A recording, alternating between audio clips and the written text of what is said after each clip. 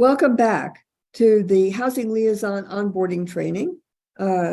We are excited to talk to you about the topic of Module 3 is person-centered planning and setting housing goals.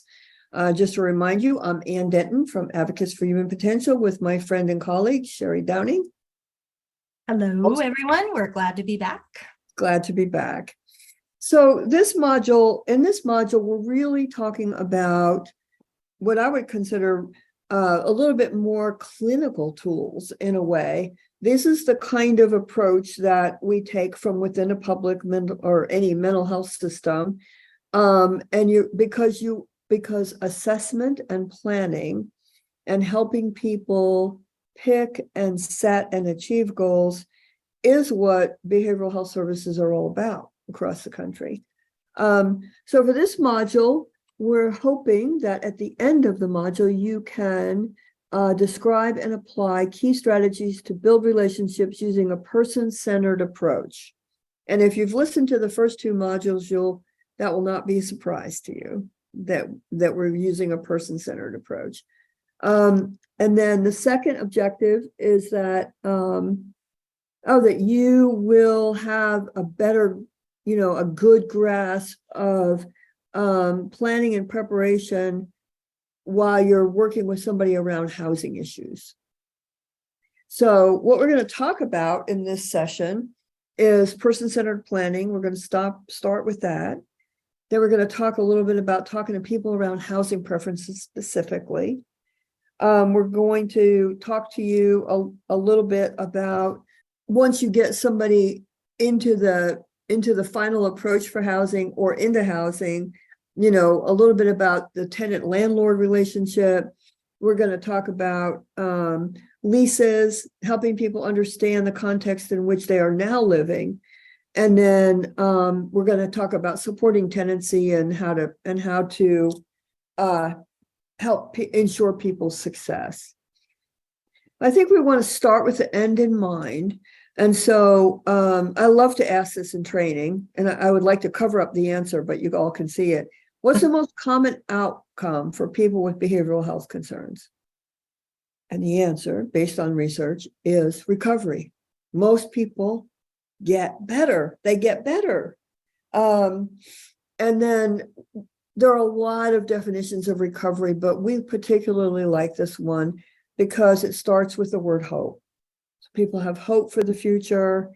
They recover, so they do role recovery. They have a more positive sense of who they are in the world. They engage with people. They have healthy social roles. They find themselves, instead of isolated and scared and homeless, they become part of the community. And that really, for many people, engenders a new sense of purpose. One of my favorite stories about recovery is there was a guy in Corpus Christi, Texas, that had been very ill on the streets and had a pretty significant mental health disorder and a drink. And he drinks a bit, right? And the team worked hard with him using all these tools we're going to talk to you about. And they got him into housing. And after a while, he stopped coming to appointments. And, the caseworker would come out and he'd, talk to him for a little while, but he really wasn't interested. And finally, somebody said to him, "Bill, what's going on?" And he said, "Look, I got a girlfriend and cable TV. I don't need you." So his definition of recovery was his definition of recovery. And that kind of sums up what I think of as person-centered planning and strengths-based approaches. So I'm just going to keep going with the, recovery. You'll hear people talk about recovery. And if you have certified peer specialists in your organization, good for you. And they are most times people who have themselves recovered, and they can lend practical support and a shining example of this can happen for anybody. One of the words on this slide really talk about recovery as a process of change. And so I like the word hope, but on this slide, it says improve health and wellness, live a self-directed life. Now that's important. And strive to reach their full potential as I define my full potential, right? Not as Sherry defines it, but as I define it. One of the things that I think that I wanted to talk about before we dive into person-centered planning is just to talk again about how strong and resilient people are. And one of the things that should inform any assessment that you make of someone are those strengths. So in the last module, Sherry told a story about a woman who was living in an abandoned trailer and had lived there for 2 or 3 years, right, Sherry? Yeah, absolutely. Depending on the lens through which you look at that, our society's lens might say, oh, she's, living in a poor thing. She's living in a bad situation. We got to get in there and yank her out of there. And with a different lens, with a strengths-based approach and a person-centered approach, I see and respect, right? I see and respect the resilience and the strength and the energy it takes to survive in that situation and on some level thrive in that situation. I love that. I think that was an important point to make. The strength and generosity that I've seen across the country when I've spoken with people, and I've been doing this work for many years, when I speak with people who are experiencing homelessness, I'm always in awe of the resilience and strength. And I think that that's really what will make you successful housing liaisons, if you can begin to lens it, as Ann just described, lens what you're seeing through that awareness of and respect for the person's strength and resiliency, because that comes across, it comes across whether you articulate it or not. It comes across that you respect and that you respect. Yeah. Yeah. Yeah. And so that lens, which is the strengths-based lens, respectful persistence, which should be the case management motto, and the use of person-centered planning, I think, are tools. They're tools in your toolbox as a housing liaison. And when we talk about person-centered planning, we're talking about the individuals driving the bus. They get to choose which services and supports they want. And sometimes that's tricky because our systems frequently package services, right? And so you've got this thing where, you're a level 1, so you see the doctor this many times and, you get Medicaid, the agency gets Medicaid reimbursement for a certain number of visits and they have to be structured in a certain way. But even within that context, it is possible and will be vital, I think, to your success as a housing liaison to use the strengths-based and person-centered tools, even within those systems.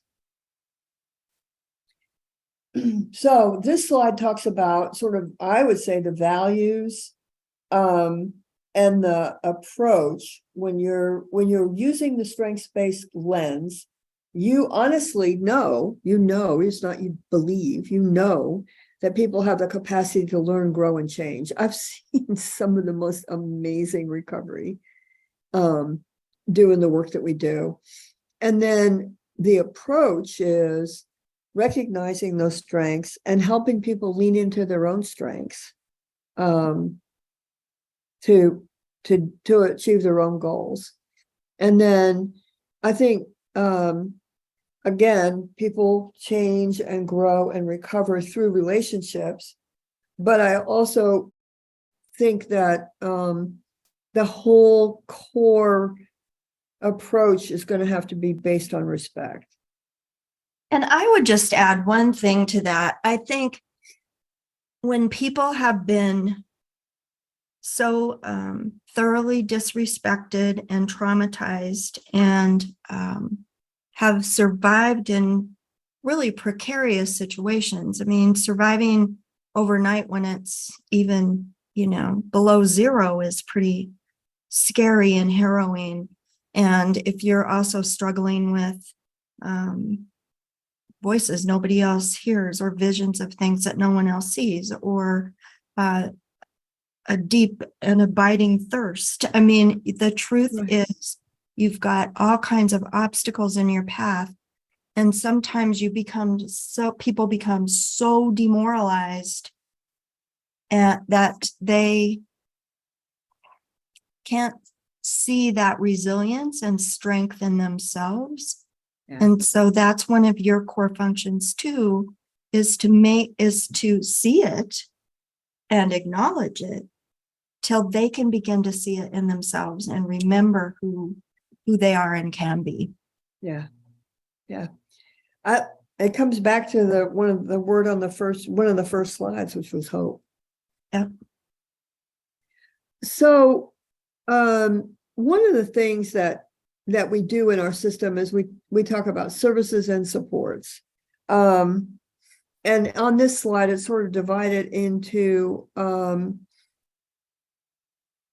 services is really something that is a delineated service, usually Medicaid reimbursable.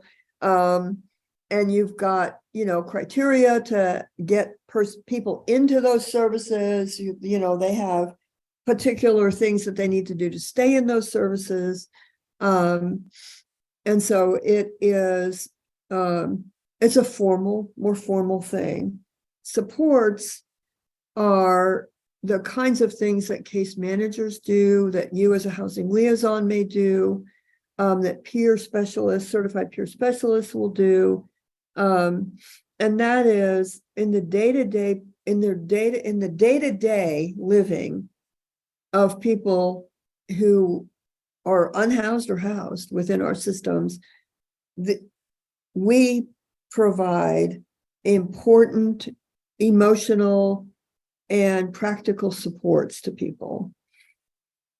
One way you can sort of delineate these two sides of the coin are services or things that you apply for. There's an application and an eligibility process, and you fill out forms and you turn them into somebody who's going to make a determination.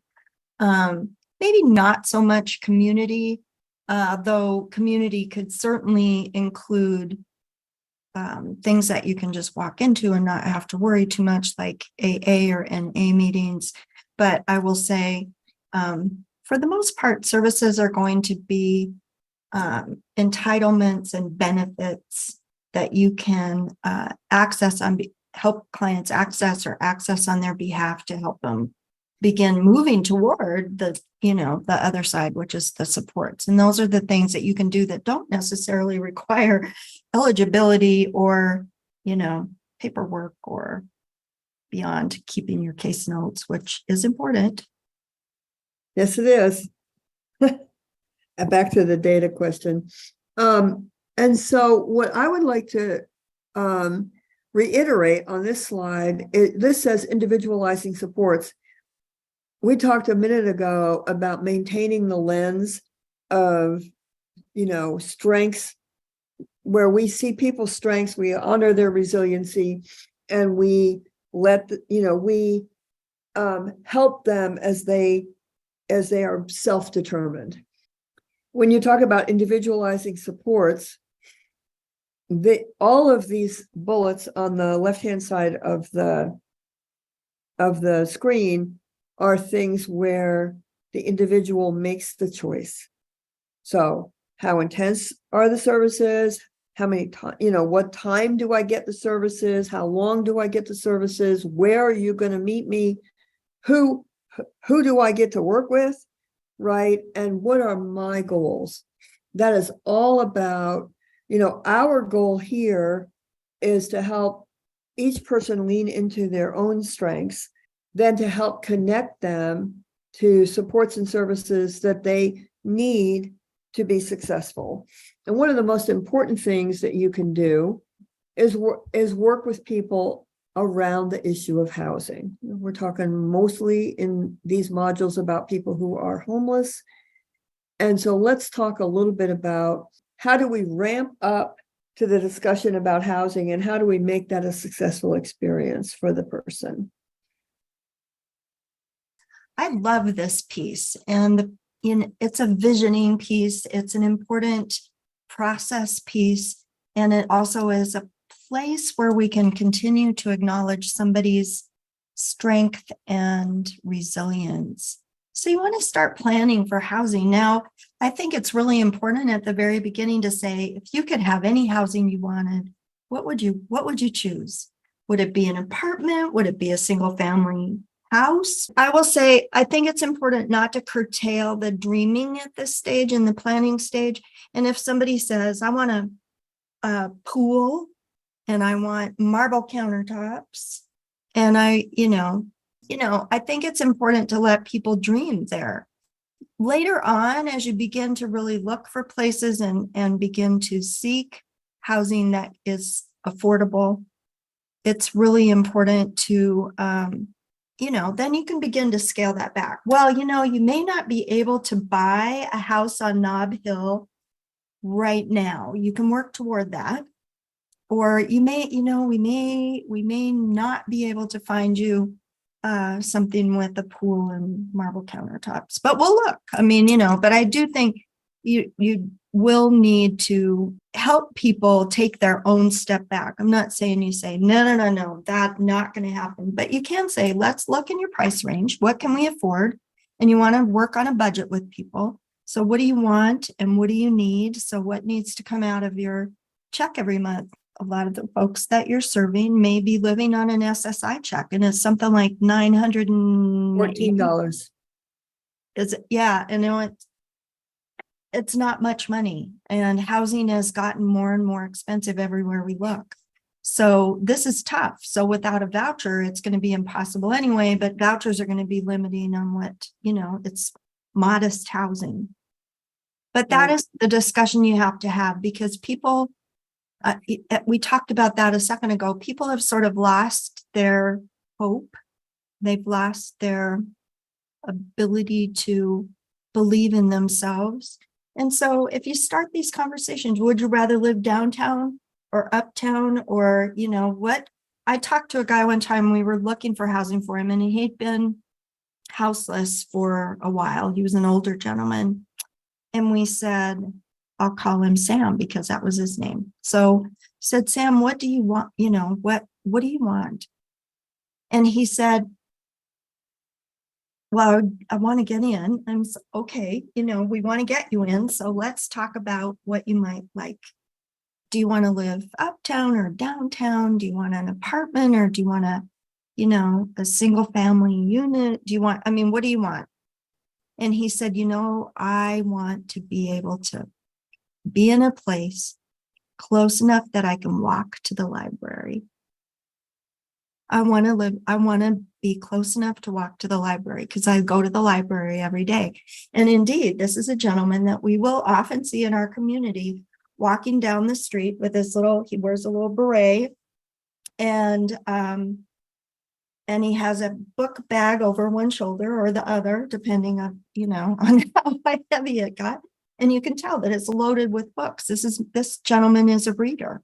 And we were indeed able to find him a place near the library, and it was lovely.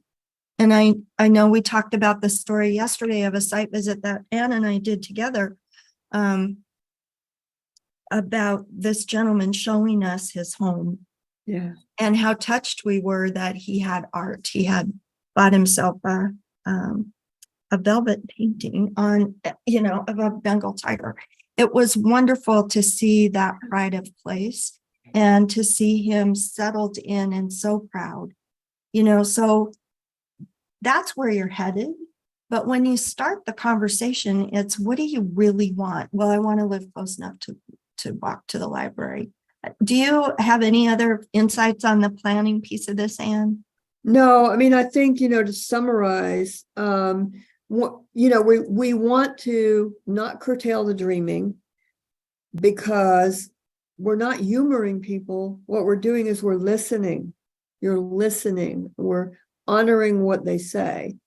And then when reality intrudes, you say, this is what we can do. This is what we can do. This next slide really talks about a little bit about how to take the big dreaming part, right, and help people sort of focus that into, where did they live before that they liked? Where did they live before that they hated? What's important to them? Just like on Home and Garden TV, what are your must-haves, right? And if you pay attention to those shows, you'll realize that people start out with a list of must-haves that are this big, right? And by the end of the show, they've selected something that meets just some of those. Very normalizing to think about it that way. So the people that you're working with are going to be doing the same thing. They have to decide what's most important. Absolutely. The other thing is, I think you really need to have some of the hard conversations, because if they've been evicted in the past, you really want to start out these conversations. I'm going to go back just for a second. Oh, okay, sorry. That's all right.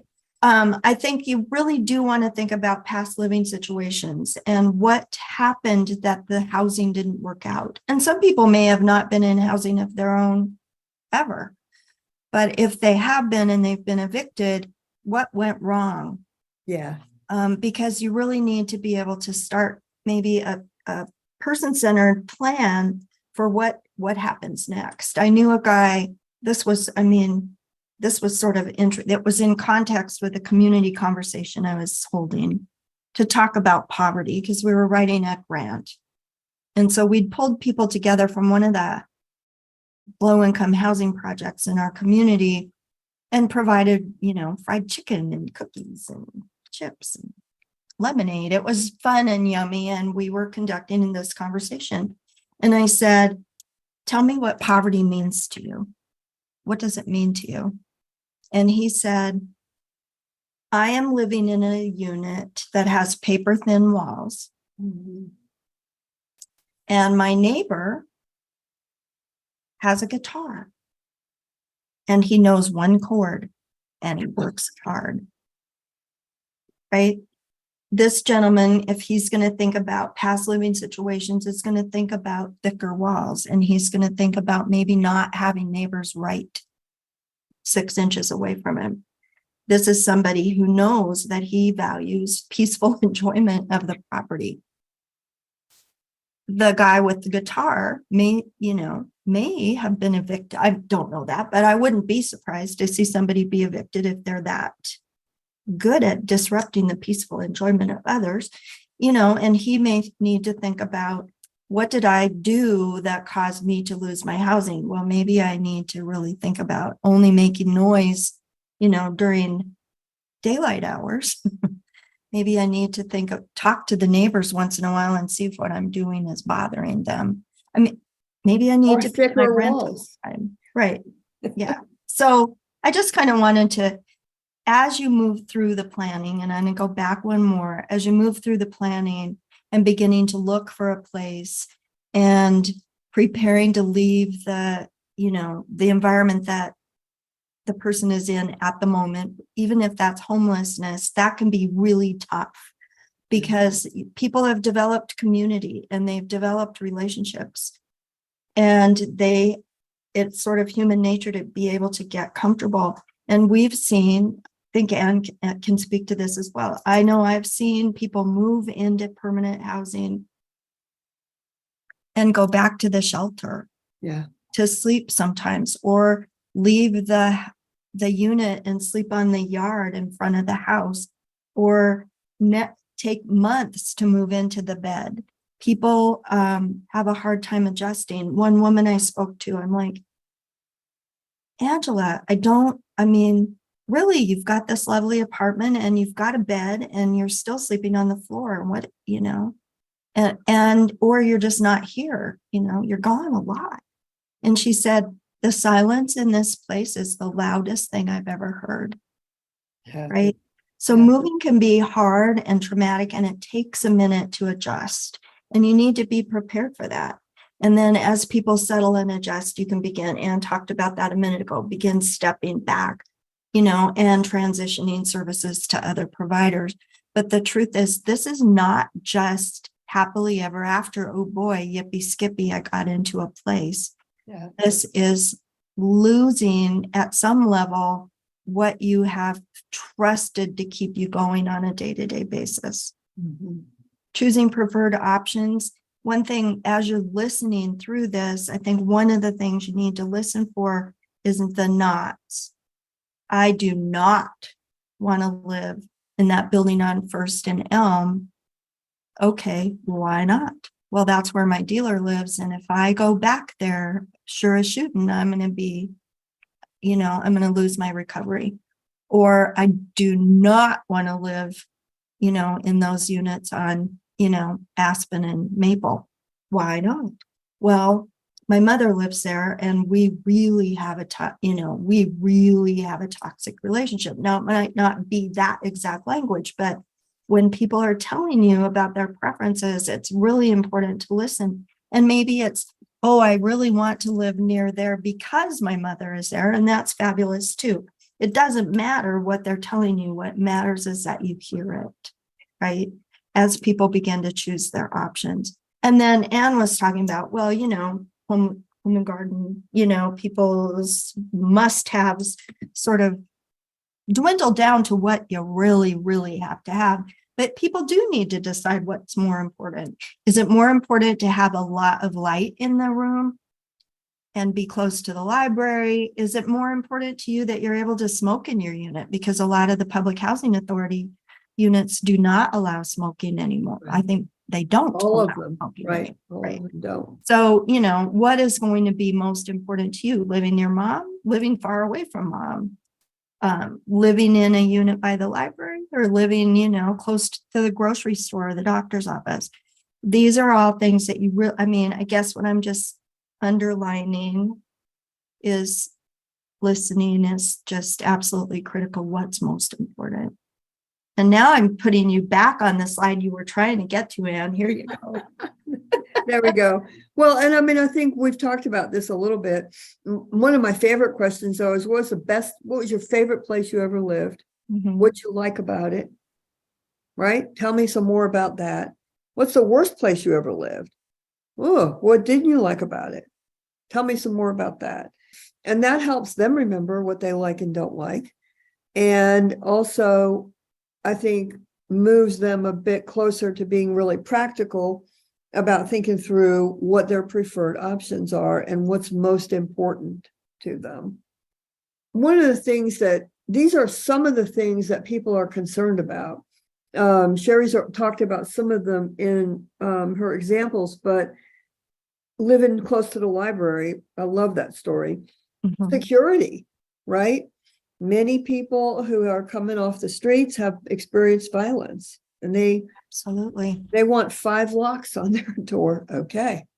I think the neighborhood that people live in, whether or not they can have a pet, all of these are the kinds of things that should come up in any discussion of needs and preferences. One thing I would add here too is once you do get somebody into housing, or you're getting ready to help somebody get into housing, remaining non-judgmental. Yeah. It's really critical. I have known young case managers who would walk into somebody's unit and check out their cupboards. What's in their cupboards? What's in their refrigerator? There was one, this was sort of a nightmare scenario where she went in, this gal went in and opened the refrigerator, and this is housing first. So, right, this is the man's unit and he's been living there and he's settling in nicely. She found a 6-pack of beer in his refrigerator and poured it out the window. Yeah, no. And it's right. And there was another gentleman we got into housing and he had, oh, bless his heart. He was a traveler. So he'd been, on a circuit. He'd hop on the rails. Now ask me how he did that. He'd gotten pretty old and very frail. But he was long-term alcoholic, very ill. Well, he'd gone through treatment. His name was Coyote. He'd gone through treatment. We got him into housing. It wasn't that he needed to get through treatment to get into housing. It's just how things worked out. But he was doing really well. And his caseworker said to him, well, Coyote, so tell me about your day. Well, he said, I'll go over to the library. It's a different guy. The other guy, Sam, was probably sitting in the chair over, but he said, well, I like to go there because it's safe and you can sit with your back to the wall and watch people come and go and nobody can sneak up on you. And she's like, okay. She said, well, are you reading while you're there? What are you doing? And he said, I sip a little wine. And she said, I thought you went, she said, I'm not judging, but I thought you went through treatment and you were practicing sobriety. And he said, it's just wine. And it was, she had a great relationship with him and she said, what do you do? She said, you just laugh. But I think you're going to run into those kind of scenarios where you really do need to take a step back and not judge and allow people to find their path. And so that's part of discussing client needs and preferences. Now, I'm not saying that you would even necessarily bring that up, but as people move forward with their lives, it's really critical that you provide that kind of space. Now that I'm looking at it, it's probably not a great example, Anne, so I know you'll bail That's all right. now. It's a great example, and it's a great preview of module 4, where we're going to talk about harm reduction. So, cool. All right, then I feel vindicated. Thank you. Yes. But I think let's move on. Move on. Because this whole thing about reducing the must-haves from this big to, a manageable list, this slide really sort of gives you a visual representation. And so what's most important to me is that I can live with a pet. Mm-hmm. Right? And what's secondly important to me is that I can be close to a grocery store, a coffee shop, actually, for me personally. And of the two, the pet is non-negotiable and the coffee shop is negotiable. And so just sort of helping people think through what's most important on their list, and then, supporting them in obtaining that. One of the things that I think you as housing liaisons are going to have a huge responsibility for is helping people who are coming out of homelessness. And even though they may have had experience being housed in the past, everybody's had experience being housed in the past, it might be really historical and they might not remember, or it might not have been successful. But helping them navigate tenant and landlord responsibilities and understanding the lease, which is the next section after this, are things that are really practical that housing liaisons can take the lead on.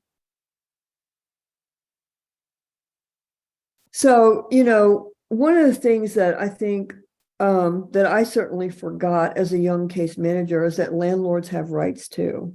I wanted them to just do what I wanted them to do and be nice to my client, right? And yet, if we're going to be in partnership with landlords, we have to understand what they need and want. And really, their needs and wants are relatively simple. Sherry, what would you say they are? I would. What I would say about this is we've got sort of a dynamic tension between you who are really focused on meeting the client needs and making sure they get what they need to move on with their lives, and the landlord's needs, which are to keep a physical property safe and presentable. And they're protecting a physical asset. You're protecting a person. And there's the dynamic tension, right? So landlord rights, they get to receive rent on time because they need to pay their bills too. They need to be able to come in and check on the unit and fix things if need be. Mm-hmm. They need to do annual inspections. especially if it's a HUD property, that's required by, by the funder. They need to know if you've got a safety issue or there's items that need repair. If you've got a leak and don't tell them, it can destroy the unit, right? And they get to expect that tenants and their guests will follow the rules in the lease. So no disrupting the peaceful enjoyment, and no hoarding. And I knew a guy, we got into housing after he'd been houseless for a while, and he was lonely. And one day he noticed that he had a mouse. And it was a cute little gray mouse. And it lost all of its fear of him. And so he started feeding it. And he'd buy, grain, and he'd give it little pieces of graham cracker. He was feeding the mouse, right? Okay, so and the mouse loved him, and it crawled up on his shoulder, and life is good. Pretty soon there were like many mice. Yeah. And they were starting to sort of run out of his unit and into other units. And, that was solved. They trapped the mice they could and took them to a wooded but they had to solve it because it was a problem for the landlord. And it's a threat to his tenancy. Absolutely. He's worked hard and you've worked hard to help him get into housing. We don't want that to go away, because he needs a pet. Because he needs a pet. And there are, and that's the conversation that you can have. But the landlord's right is to protect that property and their responsibility. You need to give receipts. They need to tell the tenant if they're going to come into the unit. They don't get to come and go at will. Right. They have to ensure the safety of their tenants and make sure everything works and deal with problems like mice. That's sort of the landlord responsibilities and the landlord rights. Mm-hmm. And then the tenant rights and responsibilities. I mean, again, I think we've got a you and we have a responsibility to help people understand what it's going to take for them to stay in their unit. Mm-hmm. And, the tenant rights are, they have the right to live quietly in their unit. If my neighbor is harassing me, that's something that I would report to the landlord.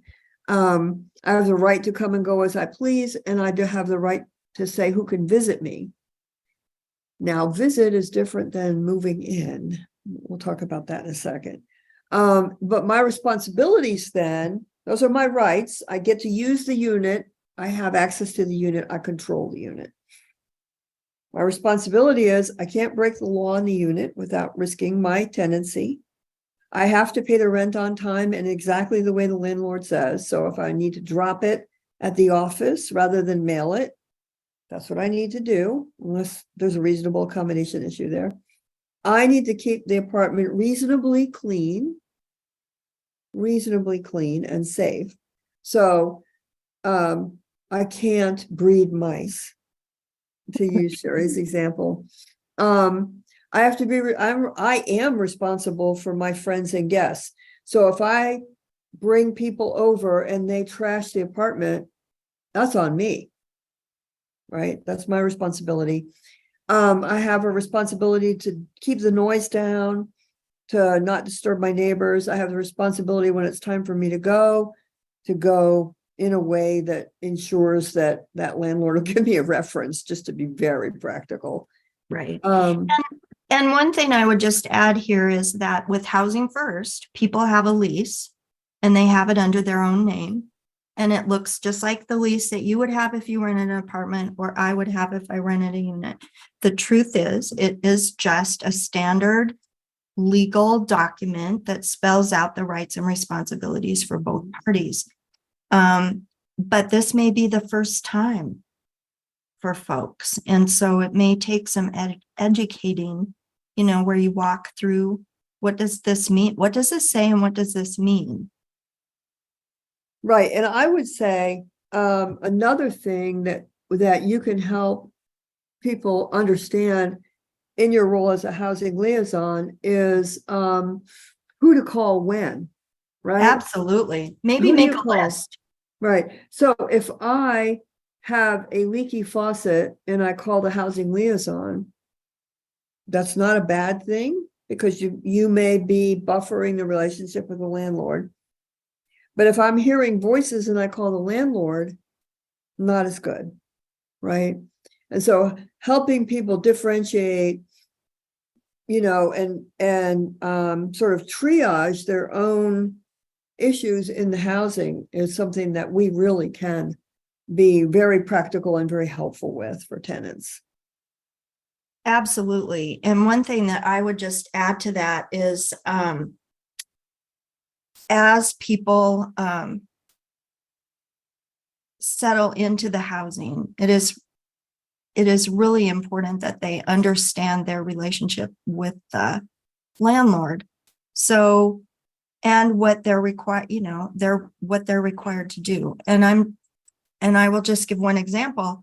If I have a disability and and likely the people that you're working with do, because it's housing first, and that's one of the requirements of it. But let's say my check doesn't come until the 12th, but rent is due on the 1st. That may not be possible for me to make rent, and I can't keep accruing, late fees because I just don't have the money. It's a reasonable accommodation to say to the landlord, I get my check on the 12th. Could I pay my rent on the 13th, whatever. And I need you to make a reasonable accommodation for me. That's good. And the landlord should honor the reasonable accommodation. What you don't have to tell the landlord is what your disability is. You don't have to give them details. The landlord doesn't need to know that you're hearing voices. The landlord doesn't need to know, the ifs, ands, and diagnoses of what you're dealing with. So just to add to that, what's in the lease, but what does the landlord need to know? Needs to know you've got a leaky faucet and when you can pay your rent. He does not need to know what your disability or your medications are. Right. And Exactly. sometimes landlords are sort of put into a position where they are being asked questions about those kind of things. And it's not to put too fine a point on it, it's none of their business, right? They just need to protect the asset. Yeah, one of the stories about that is that's a great point to bring up, Sherry. I'm glad you did. I have heard of a particular landlord, but this is not the only time, where somebody is overly interested in a solicitous way, right? So they want to know all about it because they want to be helpful and they want to understand. And it is no more that person's business than it is the business of a much more property management company. It really doesn't care. So it's confidentiality is what it comes down to. We have to respect that. So let's talk a little bit about, one of the things that you will find yourself as a housing liaison doing is, to the extent that people are willing to hear it, teaching people about what's in their lease. And so the lease, I should have a copy of my lease as the tenant, right? Number one, I should have a paper copy. And in that gives me the ability to look at it when you're not here, watching me look at it, and to study it and understand what's in it. This is some of the basic information that's in every lease. How long the lease is, and the responsibilities of tenants and landlords that we just went over. This is, you don't want to scare people, but at the same time, you want them to understand, basically, they're signing a legal contract. They're promising to pay rent. They're promising to not destroy the property. They're promising to not annoy the neighbors. And the landlord, in turn, is promising to keep, have everything working and all the things that we talked about before, but it's a legal contract. And I will say the reality is that most leases are not written in a real user-friendly way. They tend to be written in legalese with long words and caveats and theretofores. And, I think it's really important to walk through the lease with your client and put things in more straightforward language. Mhm. A lot of the people I've met who are experiencing homelessness struggle to read. You don't always know that because people are really good at hiding it. But if you say to somebody, here, fill this out, and they say, I'll do it later, and they fold it up and shove it in their shirt pocket, they may be telling you without telling you that they can't read it. Yeah, I'll do it later. The reality is this language can be difficult for any of us, and maybe particularly difficult for somebody who may have, a reading disability or not had the opportunity to learn, or maybe they read just fine, but, don't understand legalese. Welcome to my world. But Right. you want to absolutely walk them through what it means. Here's what it says. Here's what it means. This is what you need to know to make sure that you can live up to this legal contract. Right. This is what it's going to take for you to keep the housing. And we're here to help you with that. Right. So the double thing. Then the final part of this module is planning for success. And again, I like that. I like that language. You got people, helping people change their living situation and move into housing is highly stressful and Wonderfully affirming. wonderfully affirming. Thank you, Sherry. Yes. And so this, and so on some level, this is the fun part, one of the fun parts. So if you've got somebody who, let's say, is in a homeless shelter, or they're in an encampment and they've been there a long time, you have some ramp up time before the transition. And remember, we're looking at helping people transition successfully, not only into housing, but also into services if they're willing. But this slide, I think, encompasses a lot of the things that we've talked about, certainly in this first column. We're talking about needs and preferences. What do people want? How are they going to make the choice? What's important to them? And then a key element of choice, not always easy to do, is to show people multiple places to live. Absolutely. Mm-hmm. It shouldn't just be, you can have apartment A or apartment B, because that's what we can get you into. If somebody says, I don't, that's a key part of Housing First is, people get to choose. Mm-hmm. And if they say, I hate A and B, and I want to live by the library, that's their right. And you do what you can to facilitate that. Yeah, one of the fidelity measures is people can say no. They can say, I don't like A and I don't like B, and they don't lose their place in line. Right. You just keep working with them. The rest of, the other things on this slide are, oh my word, they're so practical and they're so vitally important to the person, right? So we just talked about how to help people understand their lease and sign their lease. Then there's all that stuff that none of us really like navigating, right? Setting up utilities, finding movers, and probably helpers, because they're not going to be able to afford movers unless Exactly. the agency can help with that. Exactly. Just, the energy, even if somebody has been living in an encampment, they're going to pack. And then as you come up on the moving day, you are vital to their success on the moving day itself.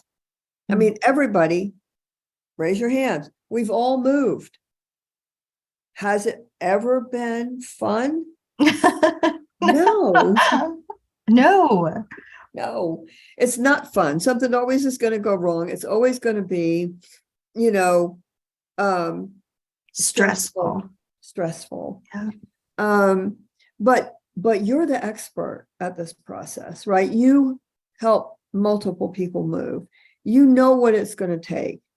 You help move boxes. You remind the person that they need to walk through the unit with the landlord.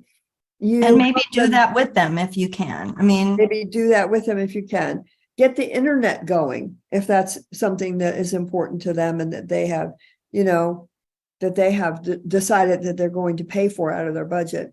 I don't know about this go to bed early, but the housing liaison is it, you're the key here. One of the things that a lot of programs do, they'll have written plans, and that's what this refers to. Follow the first night plan. Maybe not the first night, but the second night, sometimes the temptation might be for a person to go get drunk, right? Or gets fearful and start calling everybody they know at 2:00 in the morning or whatever. And so it's important to have sort of a first night plan. This is what you're going to do. What do you want to do? I like to take a hot bath, drink, some sleepy time tea, go to bed. What if I can't sleep?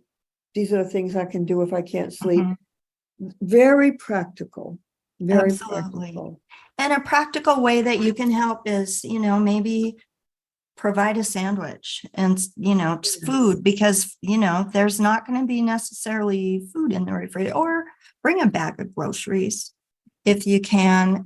I knew a guy, we finally got him into housing. There have been a lot of guys I've known that we finally got into housing, but this guy was so excited. He had been living out for a while, and he said to his case manager, to the housing liaison, she said, it's going to be your first night tomorrow night. What are you going to do? And he goes, I'm going to go to Walmart and I'm going to buy the biggest bottle of shampoo I can find. And I'm going to get in that shower and I'm going to wash my hair until that shampoo is gone. And she's like, you go, Okay. you go. That sounds fabulous. Well, he came back in, she saw him the next day, and he still, he had long gray hair. Think Willie Nelson without a shower for a while. And she said, why?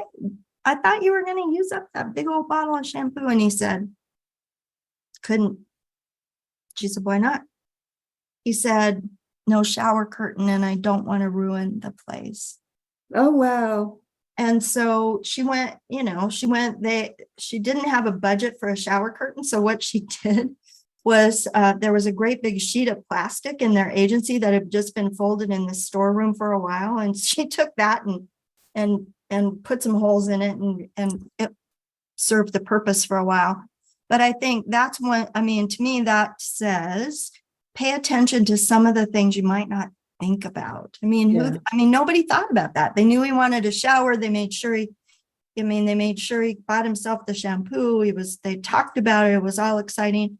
And nobody ever stopped to think, and people are walking in without ability to go shopping necessarily. You can't just suddenly go, oh, I don't have a shower curtain, I'll run get one.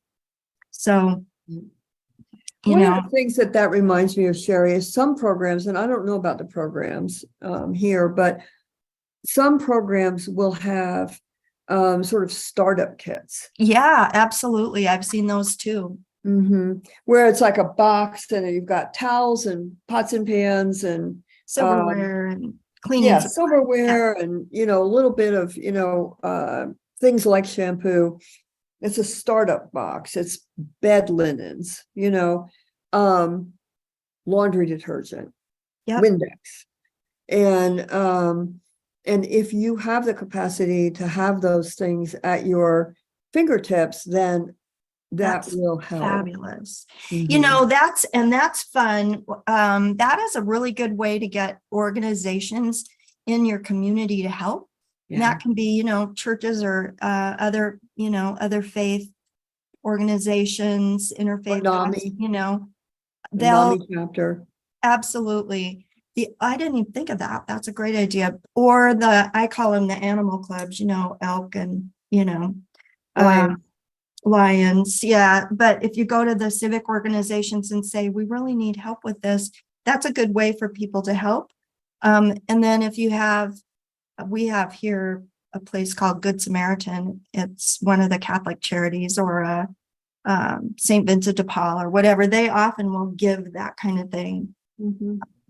as startup kits. So, but it's important. If you're going to think about settling in, this is critical to think about, because otherwise you could be setting somebody up for disappointment, and disappointment can be a precursor to failure.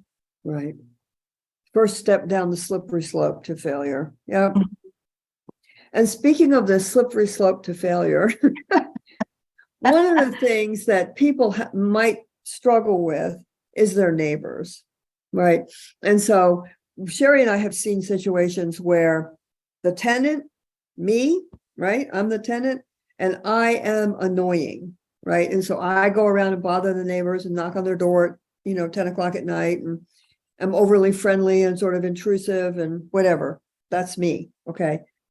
Then there are other situations where the individual that you're working with is being harassed, okay? Is being either they've let it slip, or people have figured it out that this is a person who has a case manager, and all of a sudden they're in the different category, and so they're being harassed. And so in either of those situations, it's good to be able to help people understand kind of what are safe and neutral ways to interact with neighbors, right? And this slide is a list of those things. You tell people your name. I just moved this summer, and I'm in this rural neighborhood, and big long streets going in and out, and everybody waves as they go by. Right? You wave. If you don't wave, you're stuck up, right? Mhm. Everybody waves. And so acknowledging neighbors, and then sort of doing the treat others how I would like to be treated. And I would say sort of a respectful distance, right? You don't want to get too close. You don't want to be stuck up. Be honoring sort of the terms of my lease. I'm not going to be the guy practicing the one chord at midnight. I'm not going to knock on Sherry's door at midnight. If somebody's in the parking lot and they've dropped all their groceries, if I'm so inclined, I might help them pick that up. It doesn't mean I want to be their best friend, but I'm being generally amiable and friendly. And then when there are difficulties, helping people understand that there are ways to handle that, right? There are ways to handle that. It's not for me to handle it by throwing something, at my neighbors. That's not the way to handle it. And that the housing liaison can help with that. You can help with that. Absolutely. And as somebody's getting settled into a place, if you run into a neighbor, you can always, help ease into a conversation. Right. You can model for people how you interact with neighbors. Mm-hmm. That's a great point. All right. You have completed module 3. The next module is going to be housing and harm reduction. And we're looking forward to talking to you about that.